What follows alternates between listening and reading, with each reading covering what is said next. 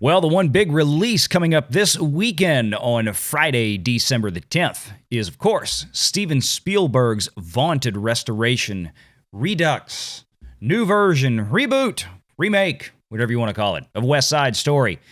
And there's still a few others hanging around we need to talk about, and a few more coming up that we definitely want to address. Here we go.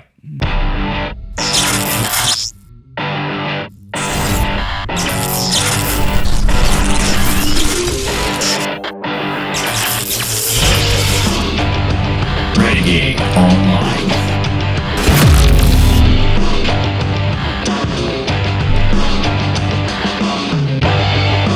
Well, welcome back. Another great day here. It's good to see everybody again. Welcome back to the Valiant Renegade Show, and this is where we put Hollywood through the business and financial lens. And box office is one of the things that we like to talk about, among many others. I'll have some new videos coming up in the next few days, next week or so, on some new streaming data, as well as I still want to dive into a little bit of business history on one of the movies coming up later this year, Spider-Man No Way Home, and talking about Spider-Man and how it relates to Sony, Marvel, Disney, and all this kind of stuff. A lot of people out there still kind of confused as to where Spider-Man falls in the corporate world, so we'll talk about that in a future video.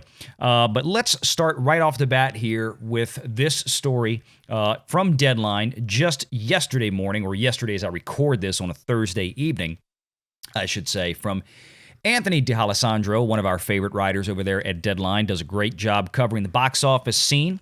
And so here we are after a 1-year delay due to the pandemic. Steven Spielberg's remake of the Broadway classic and 10-time Oscar-winning 1961 movie West Side Story finally tunes up this weekend as the sole wide major studio theatrical release in 2,800 U.S., Canada theaters and offshore debuts in France, Germany, Brazil, Mexico, Russia, and the UK. All in, the global outlook for this debut is between $22 and $31 million, with $12 to $17 million coming from domestic, $10 to $14 million from abroad, and the 20th Century Studios Amblin Entertainment, which of course has always been Steven Spielberg's studio, being released by Disney. So while that may seem somewhat okay, or maybe not, of course, we always want to compare it to what did the movie cost to make. What did other similar movies do? And of course, we had a very good comparative film released earlier this year, although, albeit, unfortunately, a day-and-date release, because of course, it was from Warner Brothers. And of course, we're talking about In the Heights. So if you enjoyed this movie, great. I got to see a little bit of it, of some of the music in there, the kind of the rap stuff that Lin-Manuel Miranda does. Very talented, gentleman that does a lot of good work. Just not my cup of tea from a musical standpoint. There were a few really good, I think, musical numbers in there. My wife is a musician, so she watched it with some of her students. I think there were a few good musical numbers in there that were kind of more in the traditional Broadway style, but a lot of like the lead with the rap stuff just kind of wasn't my thing. I couldn't get into it. But here we had Into the Heights, which was a musical motion picture that came out earlier this year. It racked in about $43.5 million globally, so really not a very good haul, particularly when considered its production budget of $55 million. It's a pretty hefty little budget for a film like that, although it's hard to make a live-action film for much less than $50 million these days when you're doing a larger scale production. Obviously, there's a lot of horror movies and things like that, more independent films that can get away with lower budgets because of the way Hollywood works, not to get into all those details here. But that is how it works. But for this, a $55 million budget, still nothing to sneeze at. And just obviously, it lost a lot of money at the box office. Now, again, this comes with the Warner Brothers asterisk, because Warner Brothers decided, this was Jason Killar's decision at Warner Media late last year, beginning with Wonder Woman 1984, to start doing these day-and-date release kind of things to where they hit the theaters the same day they hit 50 million, roughly 50 million U.S. Households for free with your HBO Max subscription at the same time. So, of course, this drags a lot of otherwise dollars that would be at the box office and keeps them at home. We saw this happen and had a big impact on Dune and some of the other movies that Warner Brothers has put out earlier this year. And it's going to continue, and we're going to see it again in a few weeks with another movie we're going to talk briefly about, Matrix, which comes out right around Christmas time, about a week after Spider-Man No Way Home, which we'll also get to.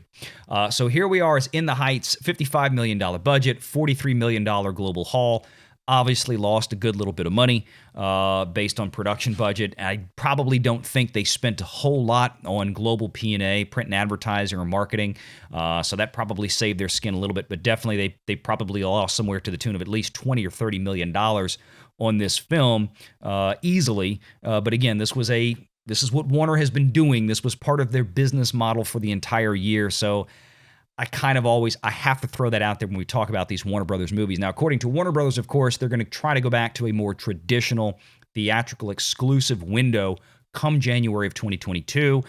I've heard numbers all over the place, but it seems like most films are going to get this 45-day window, kind of like Disney has been doing right now up until ENCANTO, of course, where they only limit it to a 30-day window, which, by the way, ENCANTO will be available for free on Disney Plus in 2 weeks, on December 24th, Christmas Eve.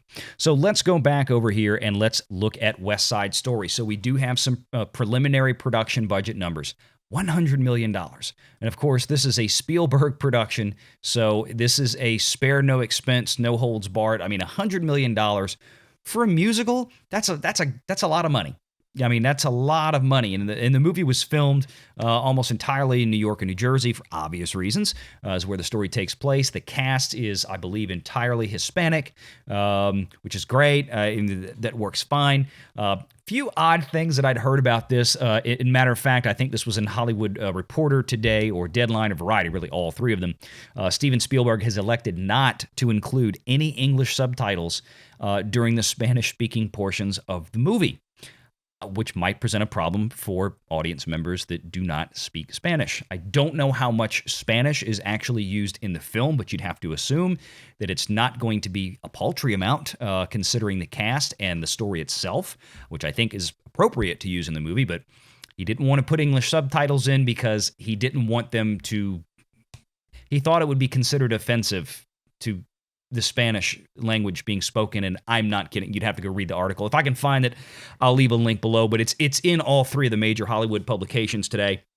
This was from an interview that he did recently, and I found that a little bizarre. So obviously, that may have some impact on the box office. Time will tell. But with a $100 million production budget, and right now what we're looking at, let's go back to this over here, is again, put that against a global, not a domestic $30 million opening, but a global $30 million opening. That's pretty painful for a movie of this budgetary scale, which seems to suggest off the bat that unless this film grows a rather significant amount of legs following its first weekend, or if the projections that Deadline is reporting wind up being way under, like if this comes in instead of performing at $30 million, it performs at $50 to $60 million globally, that certainly could have a tremendous impact.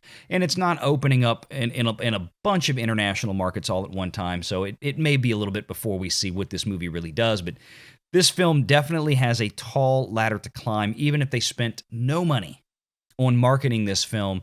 You're talking about a movie that still needs to get into almost a $200 million range, somewhere in there, $180 to $200 million, depending on exactly how the box office breakdown shakes out. Of course, you're getting more money stateside on domestic releases. They're taking more of that money home from the theaters than they do in international markets. Generally speaking, in international markets, again, as we've discussed before, these numbers are Deadline's numbers. International markets, not including China, generally yield in the neighborhood of about 42 to 43% of a return of the grosses back to the original studio and domestic U.S. Distribution company, which again, in this case, is 20th Century Studios, which is part of Disney now, since Disney bought Fox, that acquisition of Fox, about 2 years ago. So, and Disney has not been spending, seemingly, this has been the pattern, that they have really not been spending or putting a tremendous amount of effort like they would normally one of their own proprietary pictures into marketing these films. We've seen this earlier this year with Free Guy, which actually turned out to have a decent box office run because of great word of mouth. They did nothing for The Last Duel, which was a Fox picture. And in fact, there is another Fox Studios picture that was already greenlit before the Disney deal was finalized with Fox, and that is over here. So today, Thursday, as I'm recording this, this story drops. Disney pulls the Ben Affleck, Ana de Armas movie Deep Water from the release schedule. This movie had been slated for some time, is my understanding, to release January 14th on 2022. This is kind of a psychological thriller, what they call a erotic thriller with Ben Affleck and Ana de Armas.